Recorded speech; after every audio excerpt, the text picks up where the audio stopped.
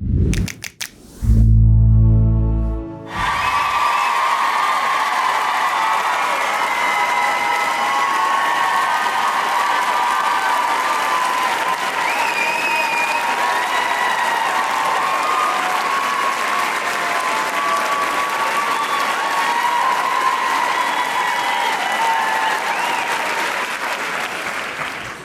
lucky am I? Truth be told, this is not my first conversation with Sharon. My longtime collaborator, Sarah Botstein, and I, at the time of our film, The U.S. and the Holocaust, had a wonderful virtual conversation with Sharon. But this is the first time backstage that I've had the privilege to meet her. And I was just, as the introduction was happening, I was thinking of what the late historian Arthur Schlesinger Jr. said, that there's too much pluribus and not enough unum. And I had always felt for the last 30 or 40 years that I was in the business of unum.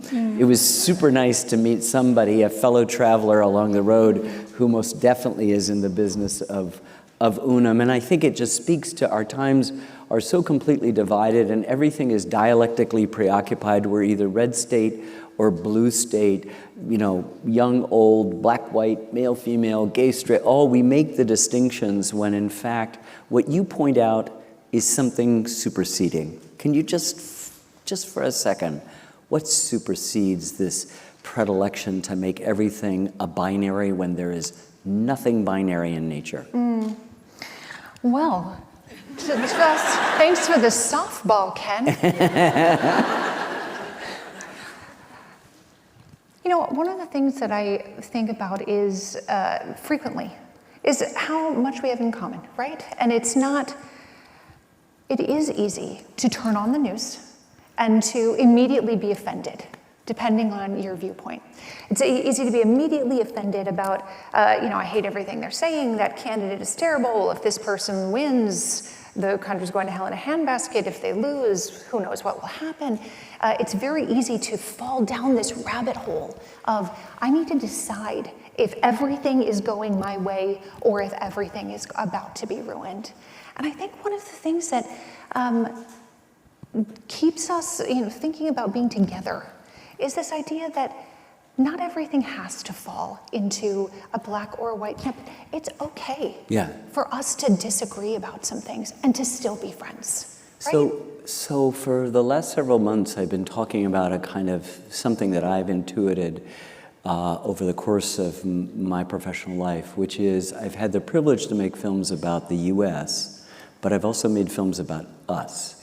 That is to say, the lowercase two-letter plural pronoun, all of the intimacy of us and we and our, and all of the majesty and complexity and contradiction and even controversy of the U.S. And I sort of came to a realization recently that there's only us and there's no them.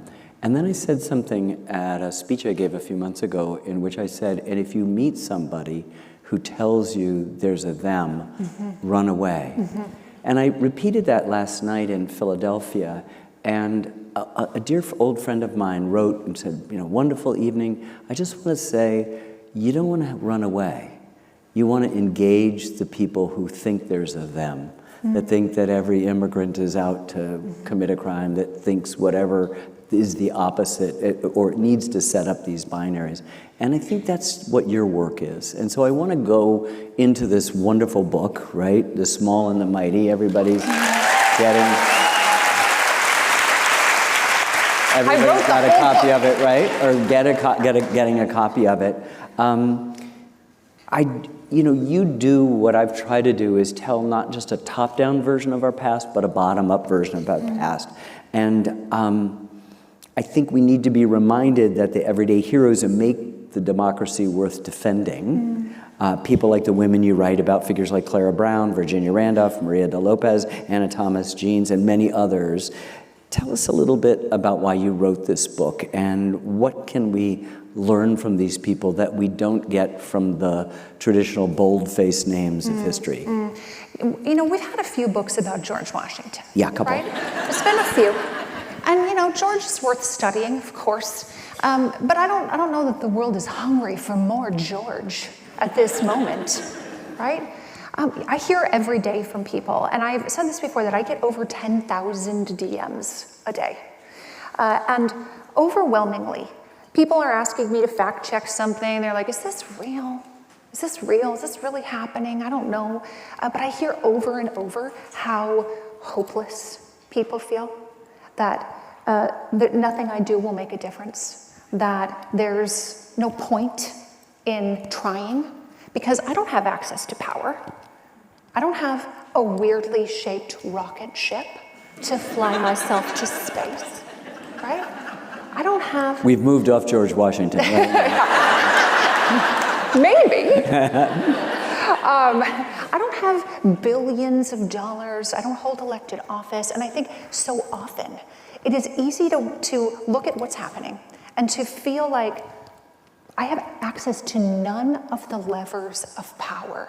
And this is something that your work does, is it examines what are the levers of power and how do people that are both up here and down here access and move the levers of power. But I really wanted to illustrate for people what they can do. And it doesn't require billions of dollars, elected office, the ability to stand in front of a crowd and orate. It doesn't require people to attract huge amounts of attention to themselves. In fact, many of the people in this book made an enormous impact and never sought the spotlight. In fact, shunned the spotlight, which is one reason that their stories have been hidden for so long. They actively shunned the spotlight. Some people had the ability to have power and walked away from it. And so, to me, these kinds of stories are tremendously life-giving. They're hopeful stories that you can come from nothing and look at what you can accomplish. If you just keep doing the next needed thing, if you just do what you can where you are with the resources available to you. A lot of my work examines sort of big themes, Civil War, World War II, baseball, jazz, but we find out instantly in all of them that what you say is true, that in a way there are no ordinary people, and yet we live in a celebrity culture of bold-faced names in which we've recreated an aristocracy that we were supposedly founded to get away from. And that aristocracy makes it impossible to do what I believe is that there's only communication among equals. Mm-hmm. And the second you place someone above or below, you've lost the possibility of contact. And so what you find, and when we made a film on the Second World War and we told it through the eyes of 4 geographically distributed towns and the people who came from there, is the tagline was, there are no ordinary people. You know, and that everyone lives an extraordinary life. So how do you feel that we as Americans can escape this stultification, the suffocation of celebrity culture to focus on these people and to find out? I mean, you're illuminating them in the past and in today. I mean, do you find them today as well as, I mean, you're examining interesting people from the past. I love that question because it is, it's so easy to just hold other people up. Is like, I'm never going to be Ken Burns, right? Never going to be Ken Burns. You're so lucky. Yeah. Never going to live in rural New Hampshire. The dog that sleeps on my bed. It's probably never going to happen, right? And so it's easy to feel like, I'm never going to be Ken Burns, so I should. But we just got water at the same time, so be careful. I've remarked to somebody backstage earlier about how, Zelensky is in town at the UN, right? And I said, well, you know, Russia would probably have liked it while he's here. So they have to be careful, which is why the traffic's so bad. And I remarked that Putin likes to do things like put poison in people's underwear. That's right. And a lot of people had never heard that he puts poison in people's underwear. Anyway, that's neither here nor there, Ken. That's absolutely nothing to do with anything. So what do you do to I think it's good, If you're going to be dialectically preoccupied, it's good to have Russian agents as the bad guys, right? Russian poison. We can still keep them as the bad guys. I remember the point now. I remember what I was going to try to say. I was going to artfully try to restate the question. Thanks for trying to get me back on track. You were asking, how do we get away from celebrity culture? Yeah. And worshiping Ken Burns. That's exactly what my question is. Yeah. How do we stop worshiping Ken Burns? The thing about it is, once you start doing something, it's much easier to keep doing that thing. Yeah. It's the getting started that is really difficult for people. Inertia. Yes. Once you start doing one thing, you go for 5 steps of a walk, it's easier to go for 50 steps of a walk than it is to leave the house to begin with. So one of the things that I think can help us move out of our headspace of like, I'll never be Ken Burns, I'll never be such and such person, I'm never gonna be as cool as them, is to just start doing something. Yeah. I think we get overwhelmed in this sort of analysis paralysis of what's the most impactful thing I could do. If I want to help democracy, here are my 750,000 choices, and I need to analyze which one is the most impactful. And then I will titrate my ability. Like it becomes too overwhelming. And so nothing happens because the inertia overtakes us. And I think the people in this book, the people today who are feeling like they are not obsessed with celebrity culture, the people who are feeling fulfilled in their important work are people who just start doing stuff without analyzing, is this the very best thing I could be doing? They just start moving their feet in a direction, and then they find that maybe this is not okay, that didn't work, so I'm gonna go in this direction. But having explored that thing ultimately is a really important thing for them to have done. So the people who are the most fulfilled in their important work, because humans need important work. In order to live a happy life, you need important work, whatever that is.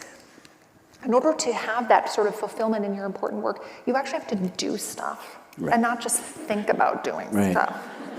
And you can't think your way into feeling fulfilled. How much of the toxicity of today comes from people who are inactive, that have not made any conscious choice, but maybe feel paralyzed by the sense that I am incapable of doing this, the system is rigged against me, all of the sorts of things, and then these are cascading dominoes that just do that. So I totally believe that is a huge underlying issue, especially when we're talking about social media, which is a huge part of my life, a huge part of many people in this room's life. Social media is a tool that can be used for incredible good. It can also be a tool that can be used for extraordinary damage. But I like to say, stop moving your mouth and start moving your feet. Right? Like actually do something. Do something. Arguing on the internet is not activism. Right. As much as it might feel in the moment of like, well, I feel angry. And the fact that I feel angry means I'm doing something. Like you've gotten this like adrenaline rush. It feels like you're doing something. But no child is going to bed with a full belly because you yelled at somebody on the internet. Nobody is getting help learning how to read. Nobody is learning a skill in prison. Nobody is understanding more about the world because you yelled at somebody in the comment section on Facebook. Give me somebody from here that just pull somebody out and talk to me about them. One of the people that I love the most in the book is a woman named Septima Clark. And she's just, like if I have a personal hero, maybe she's one of them. And of course, Ken Burns is one of the other ones. I had to name 2. Write that down, Ken. Wait. Yeah, write that down. I'm being enough about Ken Burns. Septima is born in 1898 to a set of life circumstances that no one would ever want to trade places with. If you look at everything she experienced in her life, she gets married at a young age and has a baby that has an undiagnosed birth defect, and the baby dies. And then she has another baby, and shortly after the second baby is born, she discovers that her husband has an entirely secret second family, where he's like married to another woman and has children with her. And then as soon as she makes this discovery, her husband dies, leaving her like a single mom to this child. She becomes very depressed. She contemplates suicide. Suffice it to say, the totality of her life circumstances, she's fired from her job, she's falsely arrested. Multiple times she narrowly escapes death. People in her community actively oppose every effort that she tries to make. And at the end of her life, she does something really extraordinary with her life, by the way. But at the end of her life, people ask her, what have you learned? What wisdom do you have to impart, so to speak? And she says something that I think is a message that, frankly, the world needs today, which is, I have learned that I can work with my enemies because you never know when they might have a change of heart at any moment. And that to me is like, in many ways, that's what's missing. Yes. Right? How will your enemy ever have a change of heart if they only associate with your other enemies? Right? If the only people they ever associate with is this entire group that thinks you're the worst, or that your efforts are terrible, that we shouldn't have equal rights, or whatever it is. If the only person your enemy, so to speak, has the opportunity to encounter is somebody who upholds their already held belief and opinion, how will they ever have a change of heart? And so Septima, despite her extraordinarily difficult life circumstances, does not unfriend, block and delete, ghost the people who are opposing her efforts. She has learned, I can work with my enemies because you never know when they might have a change of heart at any moment.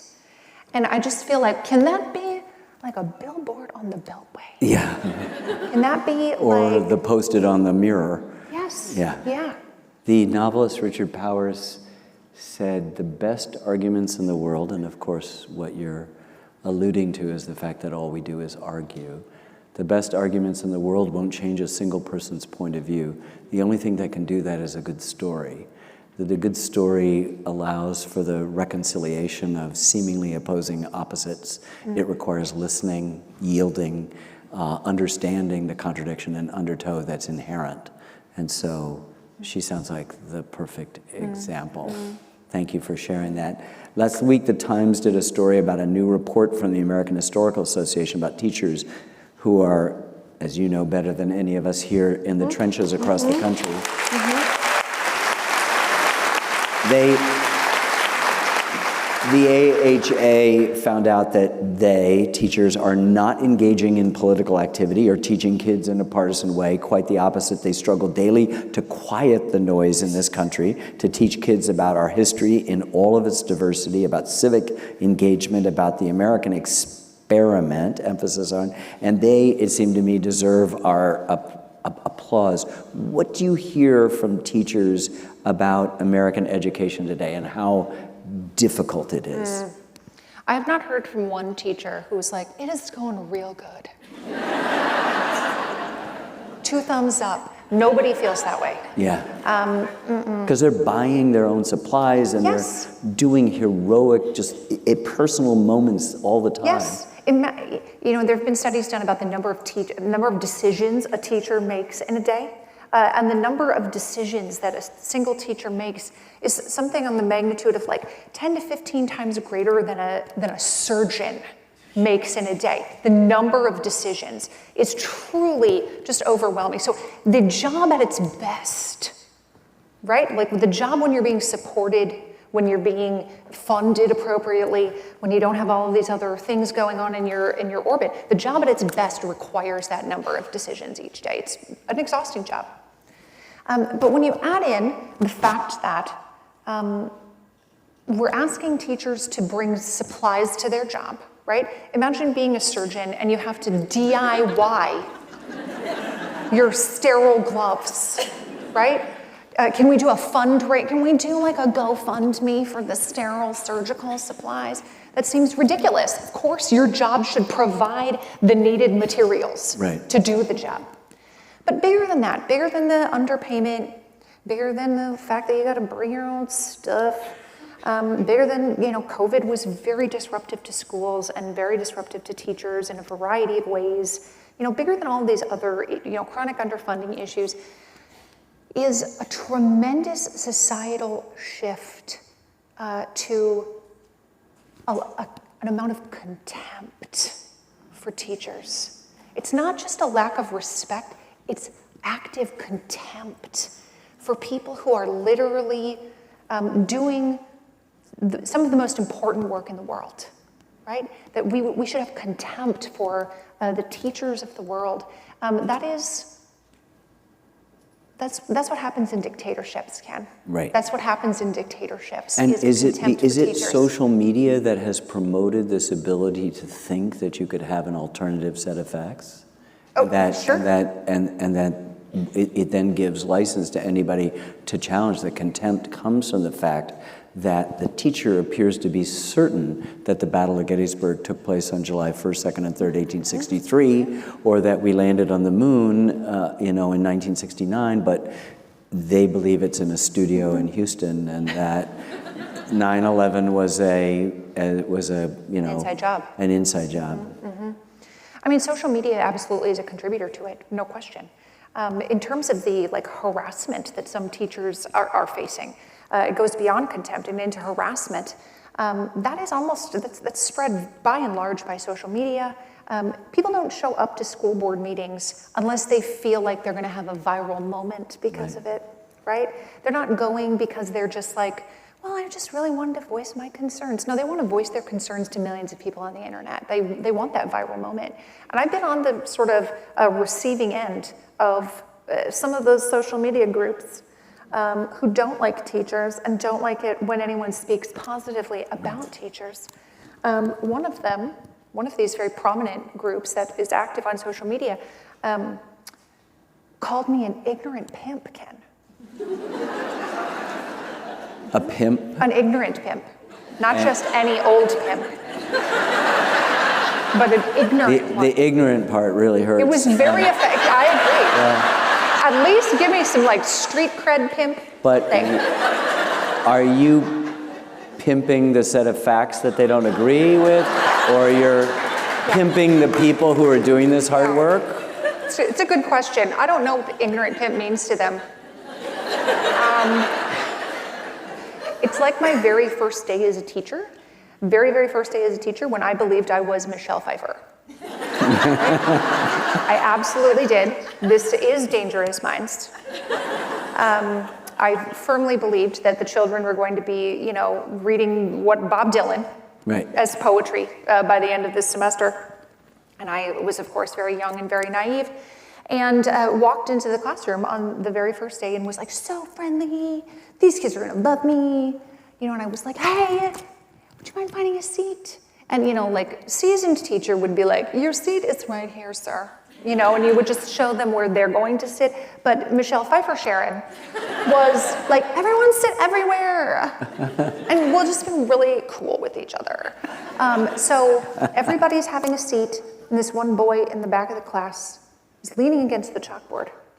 And he's refusing to sit down. And I said to him in such a friendly voice, I was like, hey, would you mind finding a seat? And he looked at me and said, I'm not going to sit down, you ugly whore. So I've been called worse than ignorant pimp. Oh, yeah?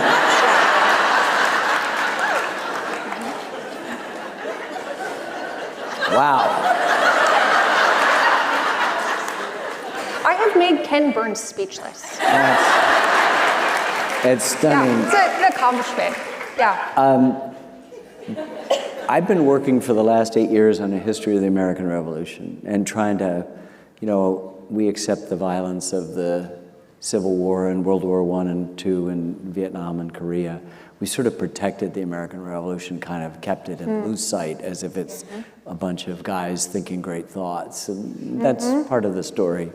But it's a much more complicated one. It's really a civil war. Our Civil War is not a civil war. It's a sectional war, except in Missouri and Bleeding Kansas, which you know a lot about.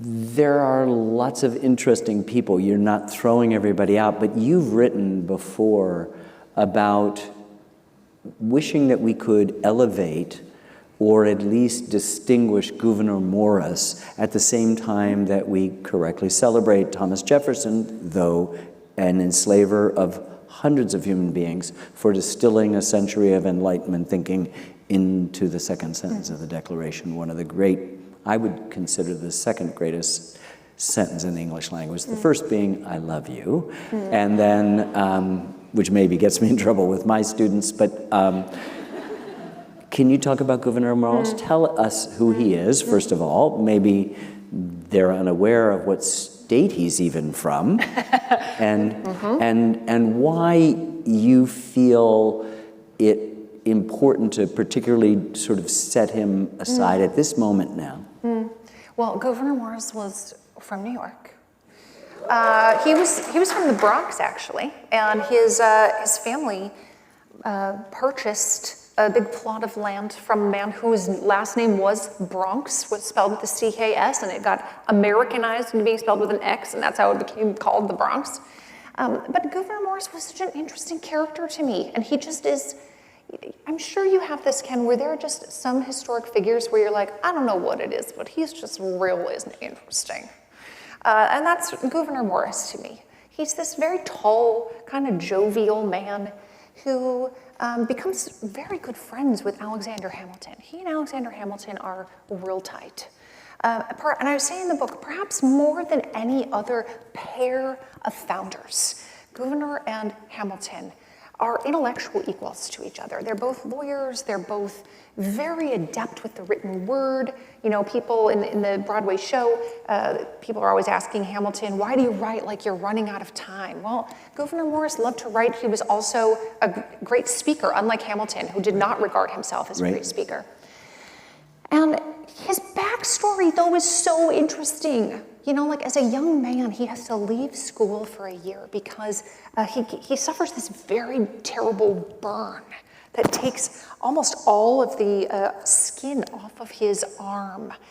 And then also as a young man, his leg gets tangled up in the reins of his carriage. The horses take off and his leg is badly mangled and he has a wooden leg. So Gouverneur Morris is a disabled American. In addition to all of that, he had a way with the ladies. He really did. He had a way with the ladies, did not care about the peg leg. Maybe that was part of it. Yeah, maybe. Maybe. John Jay even said, I wish Another New Yorker. Yeah. Gouverneur had Another lawyer. Injured a certain other appendage other than his leg. That was what John Jay said about him.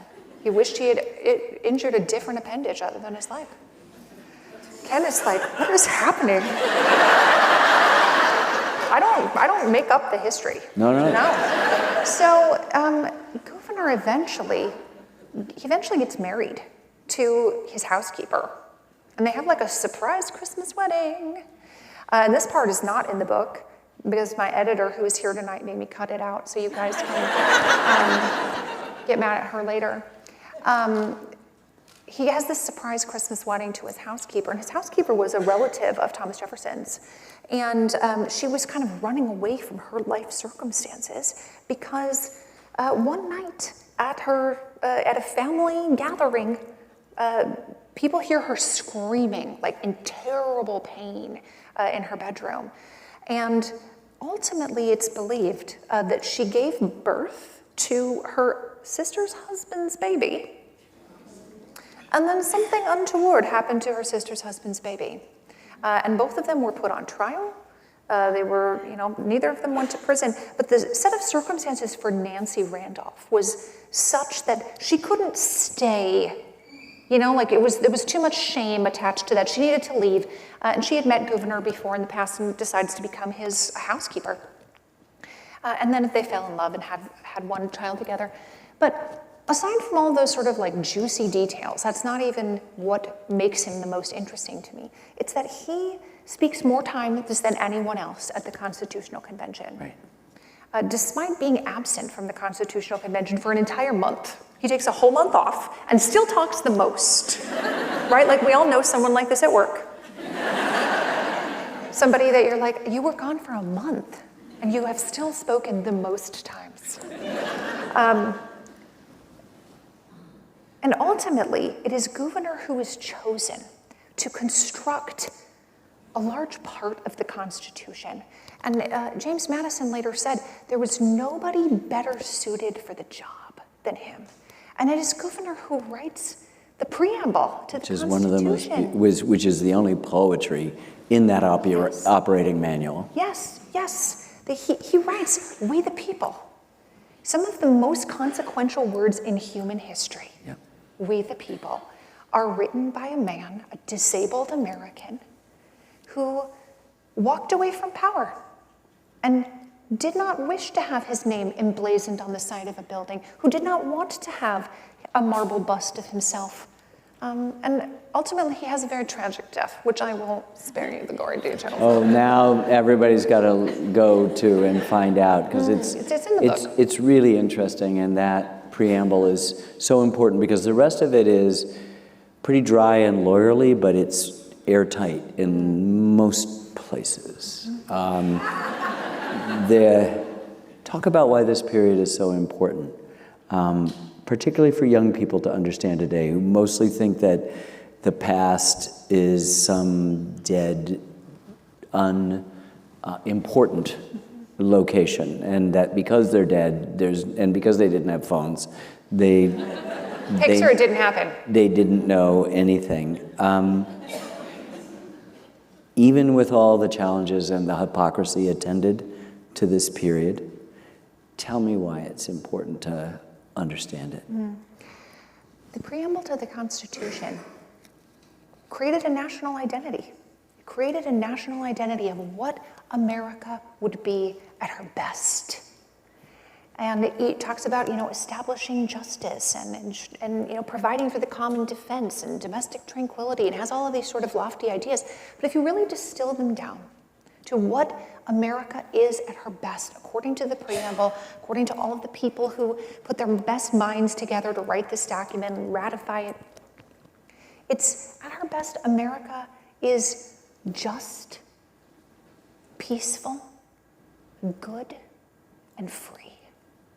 And those are the ideas that were set down on paper from the very beginning. And those should be our North Star. It should be the light in the distance to which we point our ships. That we can ask ourselves today, does this make America more just, more peaceful, more good, and more free? If those were our national ideals, that is who we should be, we can examine everything we're doing against that rubric. Does this make America more just, peaceful, good, and free? And I think if we want to engage the past in a way that makes sense today, I think that's a way to do it, is by asking ourselves, does this align with our national ideals? This is something young people can easily understand, right? Does this make us more free? Does this make us better people? Does it bring us peace? So between July 4th, 1776 and September 17th, 1787, 11 years and 2 months and a few days, we are anchored by these two sentences that are both aspirational and yield to process. They say that it involves, as you said at the very beginning, just taking some steps. It's not a perfect union, it's to create a more perfect union. It's not happiness, which is not the acquisition of things in a marketplace of objects, but lifelong learning in a marketplace of ideas. They all felt that. Nobody can argue with that. But the key word is pursuit. So between pursuit and more perfect lies sort of this. And yet, the story of this founding, our origin story, has almost uniformly neglected the extraordinary role of women in this, not just Abigail Adams, but Mercy Otis Warren, a philosopher at the time, Phyllis Wheatley, an enslaved poet and essayist. It has ignored Native peoples, the hundreds of nations that were already here. It is not taking it into account other enslaved people and free blacks, recent immigrants. It's sort of a select group. So how do we as teachers talk about these things, and specifically the teachers themselves who are on the front lines? It's easier to make documentary films at a distance and I guess now talk to deal with these issues, given the political contradictions, given the inherent hypocrisies, and still make these things represent those kinds of aspirations that you beautifully articulated. Thank you. You know, children have an inherent sense of justice and fairness. They really do. Children know when something is fair and not fair, and sometimes it goes a little too far, right? Like, sometimes you're like, it's really okay if your cookie is 1/8 of an inch larger than somebody else's. They have an inherent sense of fairness. I think we do children a disservice by assuming they can't understand complicated ideas. That they can't understand that two things can be true at one time. Right. They cannot possibly understand that humans both made terrible mistakes in the past and also had some good ideas. And we can't ask people to learn how to critically think if they're never confronted with something they disagree with. So we have people, states, that are limiting how we teach our history. They are assuming that we don't want to upset our kids, even though they are watching, by the time they're 5 or 6, violent things on television and in their video games. And doing lockdown drills and in doing their school. lockdown drills at their schools. They are hearing about eternal damnation from preachers. Coaches are yelling at them, and somehow, though, they're too fragile to understand that the United States of America was built on the backs of enslaved labor, and that many of our founders, including the George Washingtons and the Thomas Jeffersons, and even Benjamin Franklin, owned other human beings. And so what is this movement to try to limit this access to what actually happened? And to have, for example, the governor of Florida say that slavery actually provided people with some useful skills, as if the whole point of freedom is not to be free or just be free for some people in our story. I mean, at the heart of it, Ken, is white supremacy, right? Like that's what's behind it. Thank you for saying that just right out loud. That's exactly what it is.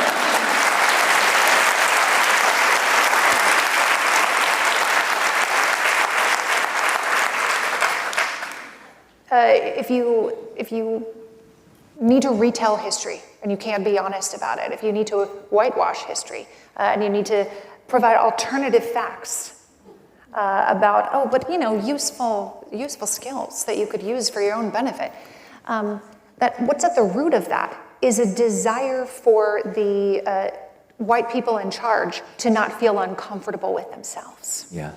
That's what's at the root of it. One of the projects that we're in an early stage of working on is called Emancipation to Exodus. I've always been interested in Reconstruction, the most misunderstood period in American history. We've been taught by Birth of a Nation and Gone with the Wind that actually a homegrown terrorist organization like Al-Qaeda or ISIS, which we call the Ku Klux Klan, are the heroes of a post-Civil War story, and that Reconstruction is this horrible period when in fact it's our first attempt at enforcing civil rights, and its collapse is the great tragedy. And it seems interesting that even after the history had been rewritten, even after white rule had been brutally imposed, even after the monuments had gone up, even after the Jim Crow laws had been installed, even after lynching was now the de rigueur form of justice, even when the Ku Klux Klan was still ascendant, people were still unhappy. It was as if, okay, you got everything you want. You didn't get your slaves back, but you got everything you want. And that unhappiness is at the root of this. Richard Hofstadter wrote a book, very famous historian, wrote a book called The Paranoid Style in American Politics. And we've had, because of the good fortune of these two oceans, we've been able to incubate some pretty wonderful things about innovation, about self-determination, about freedom, about this stuff. But we've also incubated some really bad habits. Love of guns, love of money, love of this alternative sense that there is a huge proportion of us who are determined actually to spout the words of freedom, but not actually wish to extend it, and the complicated stuff. And as you pointed out earlier, this is the stuff of dictatorships. can you talk about that? I mean, where does that come from, that wishing to sanitize that history, but also the violence comes. You and I are white. When we go to the convenience store, I grew up in Michigan, I now live in New Hampshire, you're from Minnesota. When you go to the convenience store, we don't think twice about it. Right. Black Americans think twice about it. Yes. I could be killed going to the convenience store. And I'm so happy that you brought up white supremacy, because I think it's the big thing that's just lying there that we just don't want to come out and say it. I mean, white supremacy, of course, wants America to be a white Christian nationalist organization or a white Christian nationalist country. That's what it, fundamentally wants to achieve.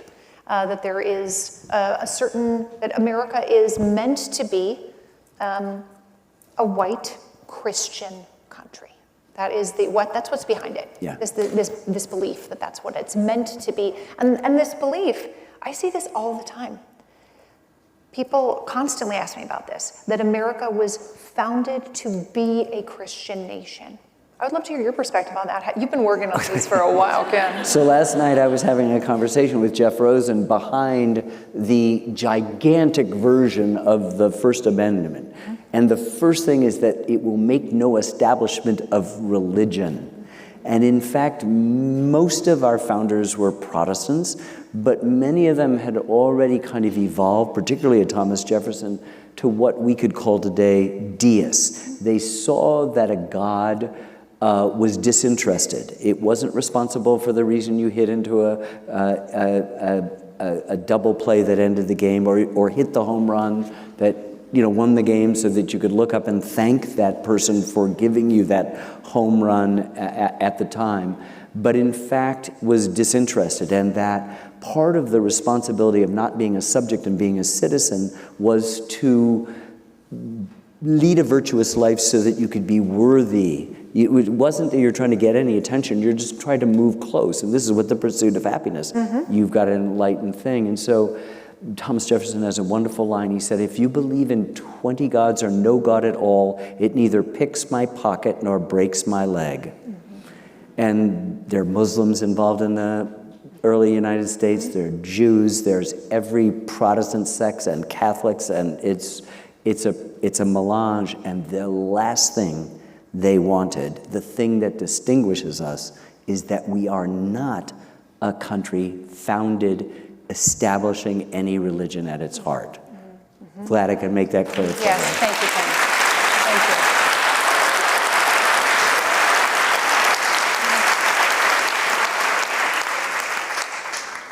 Thank you.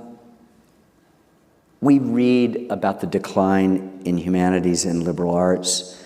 Everything is STEM, no STEAM. We miss it. Much of this conversation is about college, but what can we be doing in middle school and high school to bring about a new sense of importance to the humanities, to the joy of reading and intellectual exploration? I was just having a conversation earlier today about this, about how do we balance the desire to make sure that kids are on track, right? Being on track is a very important thing in American schools. You're on grade level.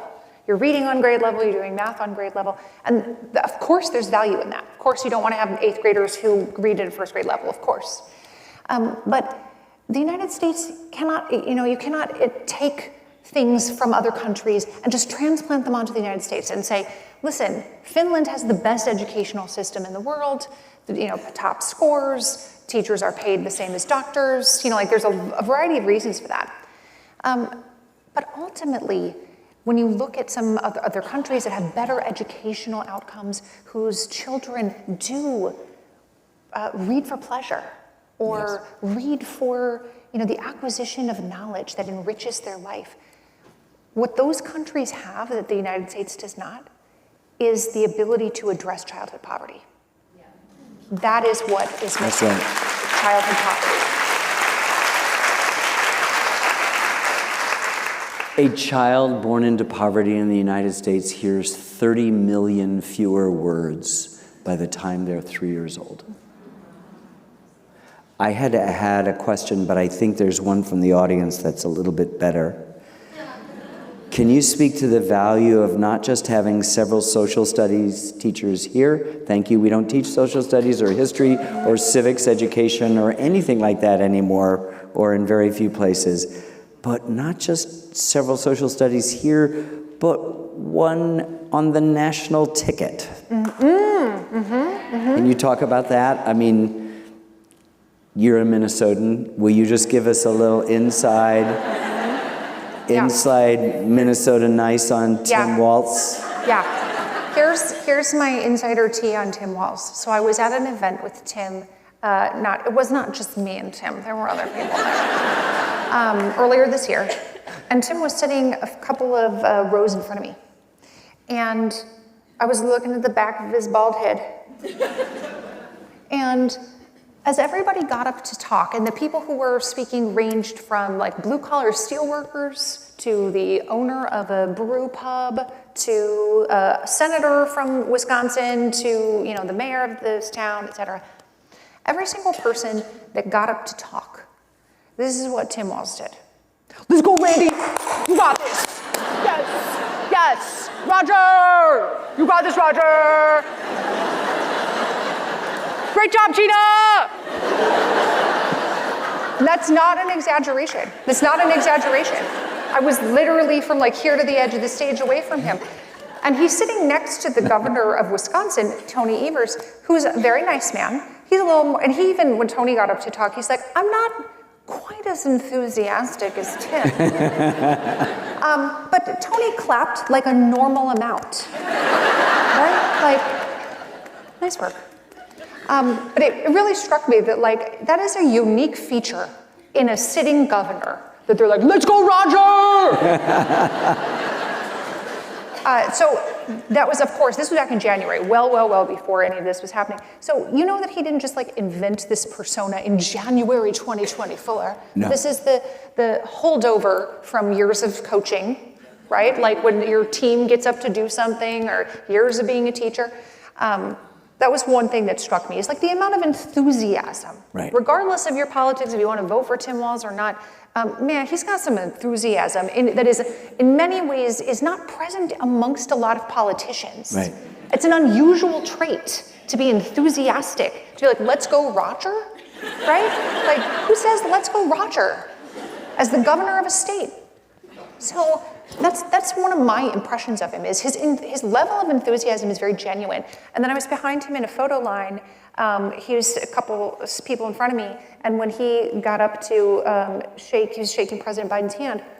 He had just like arrived in the motorcade with President Biden, and so they had literally just seen each other, an hour before. He did the whole like, oh, long time no see. Like that whole like, hey buddy, like sticks out his hand like, we haven't seen each other in a while, haha. Like he definitely seems like the kind of person who, you're like, oh, you got your hair cut? No, I got all my hairs cut. That's the vibe. And you can decide whether that's the vibe you want to vote for or not, but that is for sure the vibe. And may I remind you that the Greek etymology on enthusiasm is God in us. And one of the reasons why the politics are so kind of dark these days is there's not enough enthusiasm, it seems to me. How did you narrow down who to include in this book? Were there people you wanted to include who didn't make it? The answer is yes. Everything is, you would think making a book is additive or a film is additive, it's subtractive. You're taking away stuff. I live in New Hampshire, we make maple syrup. It takes 40 gallons of sap to make 1 gallon of maple syrup. Yeah. There are people that are on the cutting room floor. I know, there really are. There are definitely people who are on the cutting room floor. In terms of who I chose to include, one of the things that I really wanted to do is make sure that all of the people relate to each other in some way, that there is a common thread amongst each of them. And so if I could not make that work in a way that worked for the narrative arc of the book, then they unfortunately had to go. It doesn't mean it's a bad story. Nope. It just means that it doesn't belong in this context. Yeah. There were also a couple of stories that I really pursued hard that I wanted to include, that ultimately the research just did not, I know you know how painful it is, where you're like, but why can't there be a trove of documents? Yeah, right. Yeah. You know, like, why isn't there anything under the floorboards? Or the other thing that they used to discover? say in Time magazine, that's a fact too good to check. And, but both of us go and we check it and we go, you know. Yeah, so there are definitely people who I wanted to include, but ultimately they all have to relate to each other in some way, and that's really how they got chosen to be part of the final manuscript. So Oprah is here apparently. Oh. How do you balance your personal life with your activism?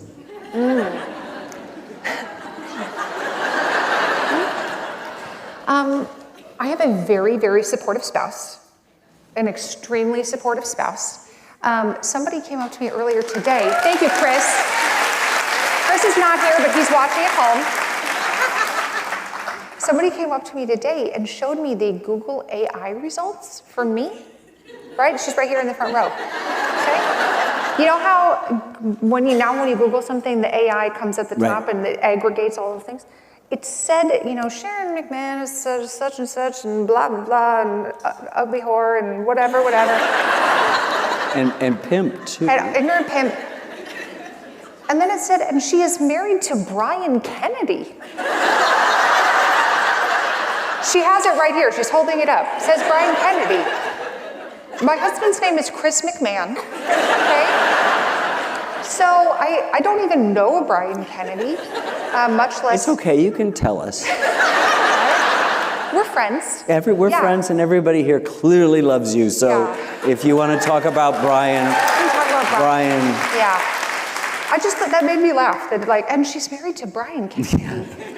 So no, the answer is not Brian Kennedy. It's Chris McMahon, who, you know, I say in the dedication that Chris has always believed that anything is possible and that I am capable of achieving it. And like, what a gift to have a spouse like that, right? Yeah.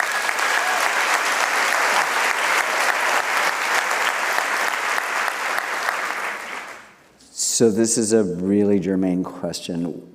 What can we do to bring light and hope to the 2024 election?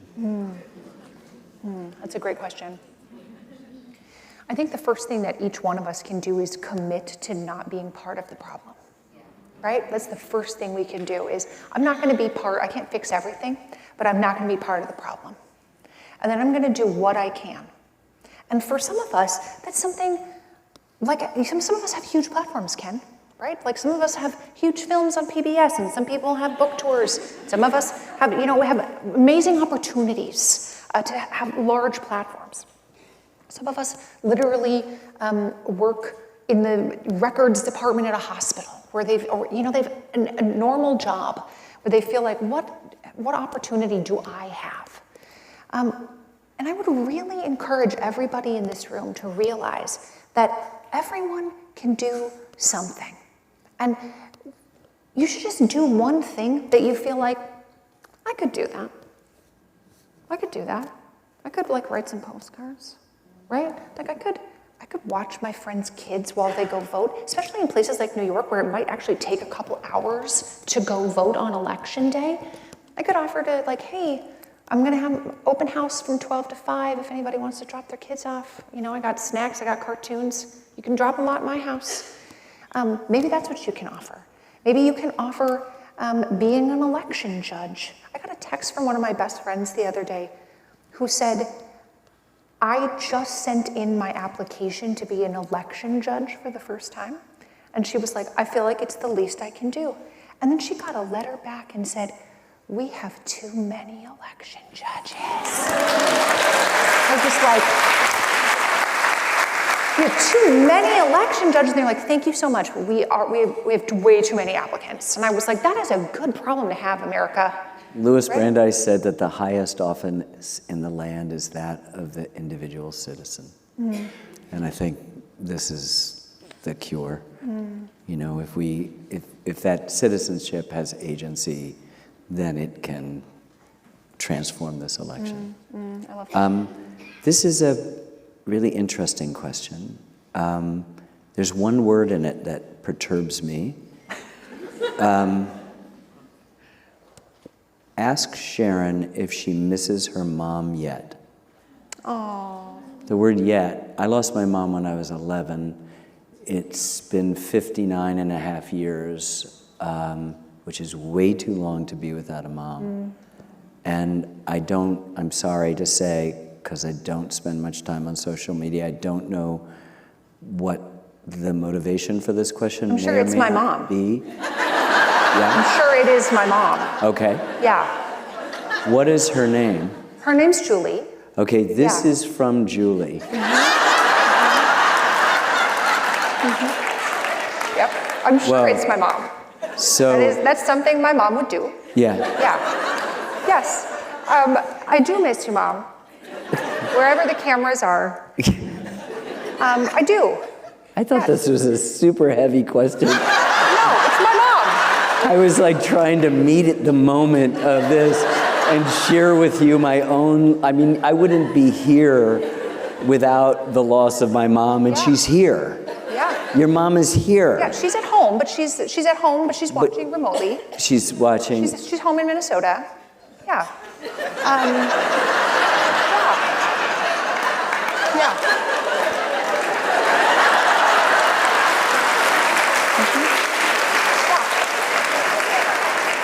And very quickly, 4 years ago, my mom donated her kidney to a stranger so that my husband could get a kidney from a stranger.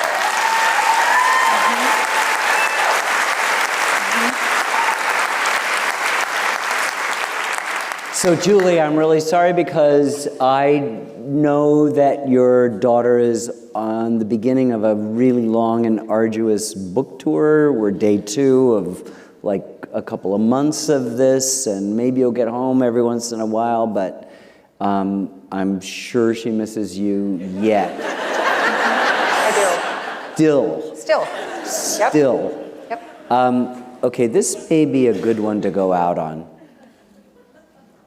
This question says, I am 13 years old, and I was wondering what your hope for the future generation is, and what can young kids do to make an impact? Love, Ellis.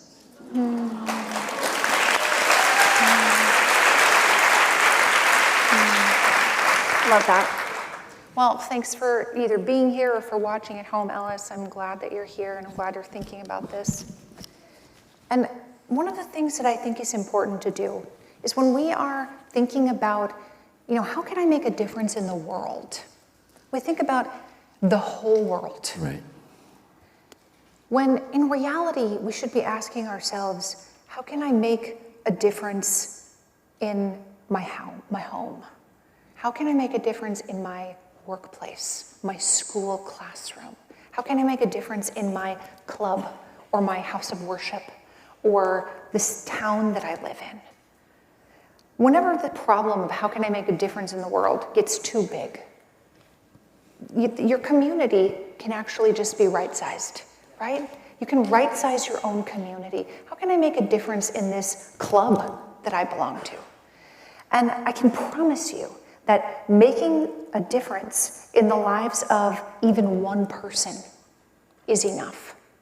Because if it's worth doing for everybody, it's worth doing for one person, right? If it's worth,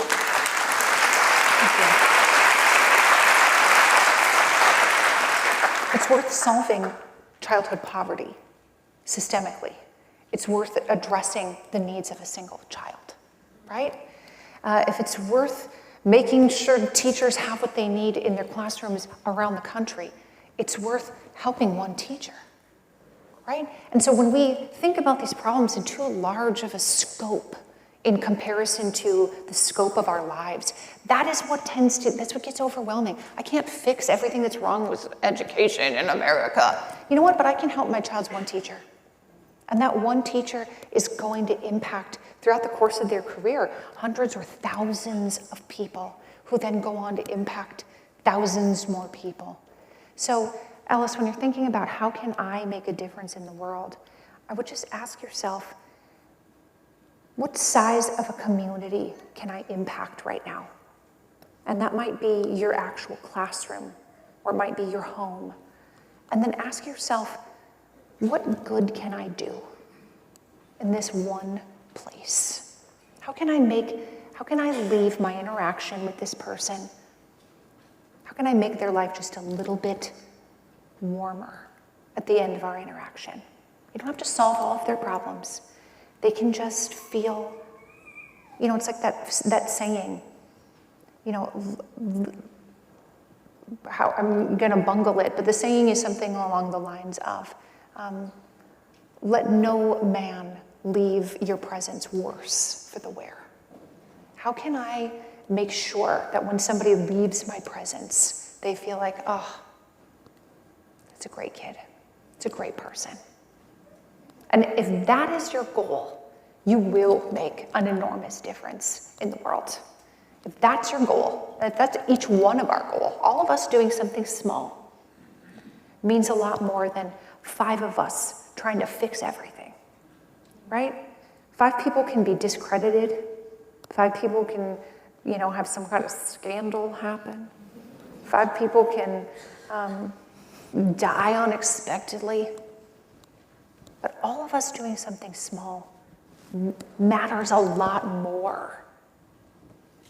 And I think the other thing that you have to remember, Alice, is that there is not going to be a person who rides in on a white horse and unfurls the scroll that says, the plan, at the top, and then wants you to follow them because they have the plan.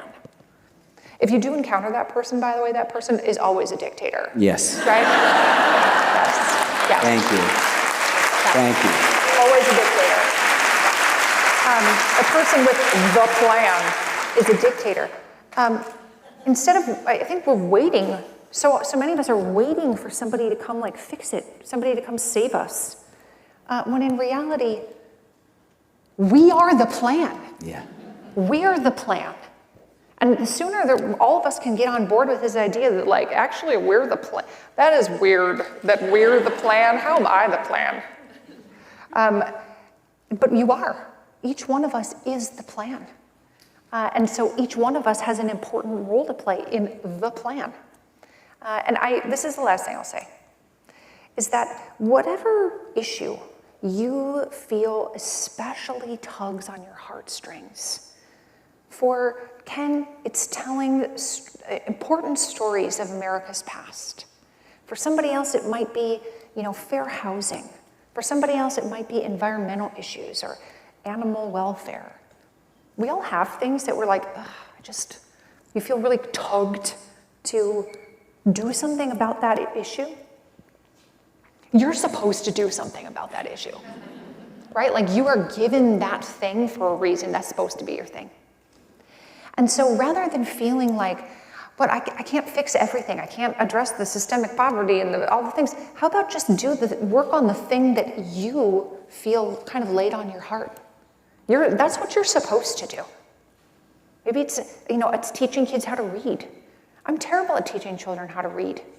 That's absolutely not my skill set. When I was in a high school classroom, we would sit in our department office at lunch every day and be like, how are you an elementary school teacher?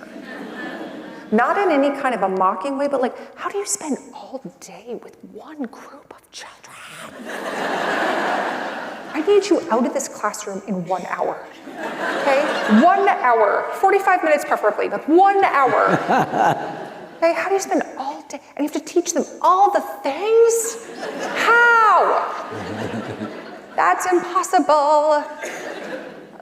So clearly that is not my skill set. And I don't feel guilty about it either, right? I'm doing something that I am uniquely equipped to do, and so are you. And so should everybody else in this room. Everyone else should be doing what you are equipped to do in whatever capacity, in whatever topic interests you. You have permission.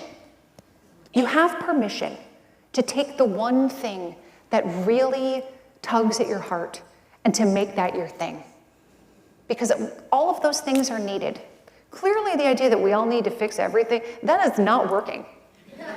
right? That method's not working. So here you go. Here's your blanket permission. Whatever that thing is for you, you have permission to focus on doing that thing because the world needs the thing that you feel compelled to work on. Ladies and gentlemen, Sharon McMahon.